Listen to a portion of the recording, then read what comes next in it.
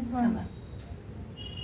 धन्यवाद देते देवाच्या नावाला. माझ्या लेकरांनो, मला तुम्हाला बड्डेच्या निमित्ताने 2 गोष्टी सांगायच्या आहेत. कारण आपण एवढे बिझी असतो आपण आपल्या मोबाईलमध्ये की एकत्र येत नाही, आपण खूप कमी एकत्र येतो. तर आपल्याच घरात नाही, हर एक ठिकाणी अशीच परिस्थिती झालेली आहे की माणसाचा मेलमिलाप कमी झालेला आहे. पहिल्यासारखी फॅमिली नाही राहिली आहे आता, बरोबर आहे की नाही? तर या बड्डेच्या निमित्ताने मला काही गोष्टी तुम्हाला बोलायच्यात आणि खूप हृदयापासून बोलायच्यात की मी खूप लक्की आहे की मला 2 मुलं आहेत, बरोबर आहे. आणि 1.5 वर्षाचंच अंतर आहे तुमच्यामध्ये. दोघांचा जन्म मार्चमध्येच झाला आहे.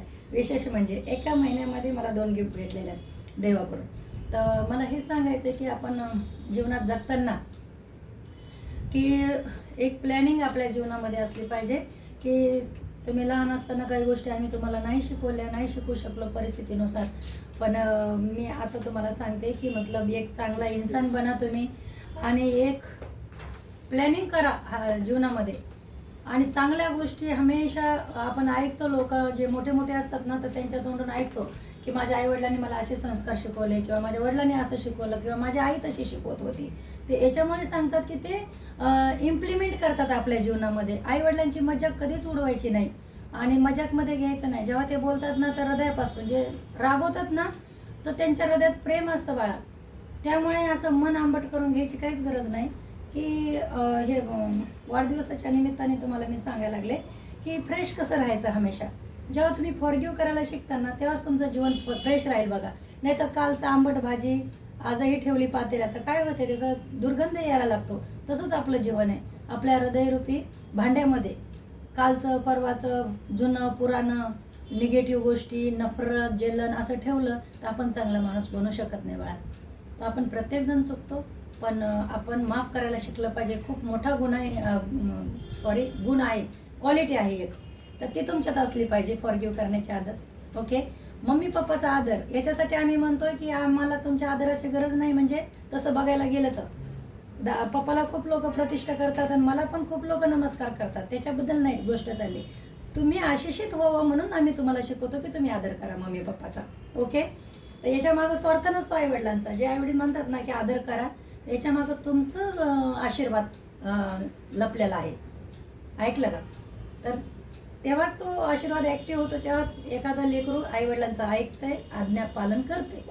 आणि आज्ञा आईवडिलांच्या अशा नसतात की हिमालय पर्वतावर माझ्यासारखी जडीबुटी घेऊन ये बाबा उंच चढून. नाही नाही, छोट्या छोट्या आज्ञा असतात.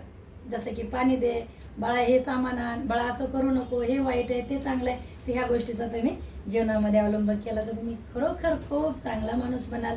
आणि चांगला माणूस घडल्याचं आम्हालाही समाधान वाटेल. आणि शेवटी आम्ही अभिमानाने सांगणार की हे आमचे मुलं. आणि दया करायला कधीच विसरू नका. दया करणाऱ्या माणसावर दया होते, लक्षात धरा. परमेश्वराचा सिद्धांत आहे की दया करणाऱ्यावर दया होते. कपट्याला कपट्यासारखंच वागतो देव बाप्पा. दयावंताशी दयेने वागतो. म्हणून दया करायचं. कुठं पण तुम्हाला चांगलं काम करता आलं ना, छोट्या छोट्या कामापासून सुरुवात करा. हेच माझा तुम्हाला संदेश आज. आणि मी बेहद खुश आहे.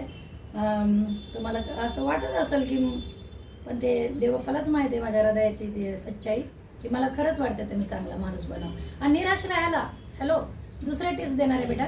थोडंसं 5 मिनटं द्या आज बड्डेचं, तुम्ही मला गिफ्ट द्या तुमचा टाईम देऊन. तर जसं की तुमच्या निराशावर मला एक गोष्ट बोलायची. तुमच्यासारखे लकी कोणीच नाहीत. एवढे लाडात तुम्ही वाढलेले आहात ना. तर मला विकीला एक सांगायचा संदेश की बाळा, तुला नोकरी खूप कमी वयात लागली म्हणजे तू लकी मुलगा आहेस. तू स्वतःच्या पायावर उभा राहिलेला आहेस. तू चांगली जिंदगी जगू शकतो. तुला फिकीर करायची काहीही गरज नाही. फिकीर करायची असेल तर सकाळपासून संध्याकाळपर्यंतच करायची. दुसऱ्या दिवसाची फिकीरच नाही करायची. बिंदास राहिला तर तुमचे कामं चांगले होणार. नाही तर जर टेन्शन घेऊन आणि चिंतेने केले तर ते सगळं गोंधळून जाणार. तुम्ही जीवनामध्ये कॉन्फिडेंटली तुम्ही फेस करू शकणार नाही. आणि अपमान सहन करायचं शिका, त्याने माणूस स्ट्रॉंग होते बघा. नाही तर माझं इन्सल्ट झाला तिथेच मग खचून जायचं, सोडून द्यायचे चांगले कामं, टिकून राहायचं ते चांगल्या कामात. मला धीरजसाठी बोलायचं. तर माझा बाळा आता 26 वर्षाचा झाला आहे. तर बाळा, आम्ही खूप तुझं लाड करतो. अजूनही तू आम्हाला लहानच वाटतोस. आईवडिलांना लहानच वाटत असतात लेकरं, कितीही मोठे झाले तरी. त्यामुळे बेटा तुझ्यासारखं पण लकी कोणी नाही की तुला तुझी हौस मौज सगळं आम्ही करतो आणि तुला कष्ट पण नाही. विशेष म्हणजे हे छोटे छोटे कामं करतोस तू, त्याच्यातून मला असं वाटतं तू शिकतोस जिम्मेदारी सांभाळायला. खूप काही जिम्मेदाऱ्या सांभाळायचं शिकलं आहे माझा धीरज. पण मोठं मन आहे त्याचं, व्यावहारिक ज्ञान झालं त्याला की कांदे काय किलो आहे, भाजी कशी घ्यावी, बोलणं, लोकांशी मार्केटमध्ये जाणं, त्यांनी ते आत्मसात केलं आहे. त्याला मान्यता दिली त्याने की हां मी केलं पाहिजे. तर मनाची उभारी आणि मनाची तयारी असली तर आपण कोणतंही काम पूर्ण मनाने केलं तरच त्याला आपल्याला रिवॉर्ड भेटतो बघा. माणसाकडून नाही की भेटला तरी परमेश्वराकडून जरूर भेटतो. तर तुम्हाला चांगलंच फळ भेटते चांगल्या कर्माचं, म्हणून उत्साहाने वागायचं शिका. हे वय खूप महत्त्वाचं आहे. जवान आहात तुम्ही. आम्ही उड्या मारतोय तुमच्यासमोर आणि तुम्ही जर आळशासारखं बसणं किंवा कमजोर होऊन बसणं हे करू नका. ठीक आहे. आणि आनंद ही गोष्ट अशी आहे ना की आपल्याला शांत नाही बसू देत. म्हणून हृदयात आनंद कसा येईल त्याच गोष्टी बघा. निराशाच्या निगेटिव्ह गोष्टी बघू नका. काय गरज पडली तिसऱ्या दुनियातलं बघायची? हां, वास्तविक बघा. ओके. तर थँक्यू सो मच. ते माझं छोटंसं भाषण होतं आणि टाळ्या वाजवणार नाहीत का माझ्यासाठी? टाळ्या वाजवा जरा. Okay. Thank you so much. God bless you बाळा. वाढदिवसाच्या खूप खूप शुभेच्छा. धीरज आणि विक्की.